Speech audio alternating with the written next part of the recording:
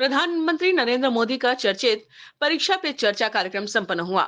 इस साल 7वें सत्र की परीक्षा पे चर्चा थी, जिसमें देश भर के लाखों छात्रों ने लाइव कार्यक्रम के जरिए जुड़े और करोड़ों छात्रों ने इस कार्यक्रम को देश भर में देखा। कार्यक्रम का उद्देश्य परीक्षा को लेकर छात्रों व उनके अभिभावकों को होने वाले तनाव को कम करना और छात्रों के बीच एक सकारात्मक नजरिया विकसित करना था।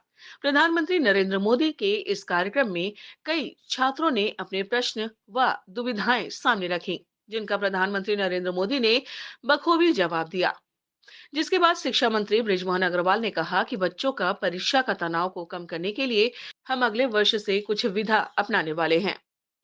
कांग्रेसी लोकसभा चुनाव लड़ने के लिए तैयार नहीं है, पर चुटकी लेते हुए कैबिनेट मंत्री बृजमोहन अग्रवाल ने कहा कि डूबती हुई नैया में कौन सवार होगा।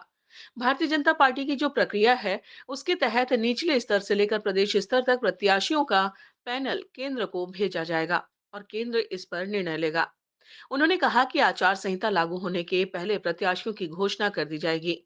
स्कूलों में पढ़ने वाले बच्चों के लिए ये सौभाग्य का विषय है और उनके लिए रोमांच का विषय भी है कि प्रधानमंत्री सीधी बात करते हैं और उसमें परीक्षा के तनाव को दूर कर जो हमारे आजकल बच्चों में एक प्रवृत्ति आ गई है कि तनाव के कारण सुसाइड करते हैं, और प्रधानमंत्री जी ने शायद इसीलिए कि बच्चों का तनाव कम हो और उस तनाव को दूर करने में माता पिता पेरेंट्स की क्या भागीदारी हो सकती है, शिक्षकों की क्या भागीदारी हो सकती है।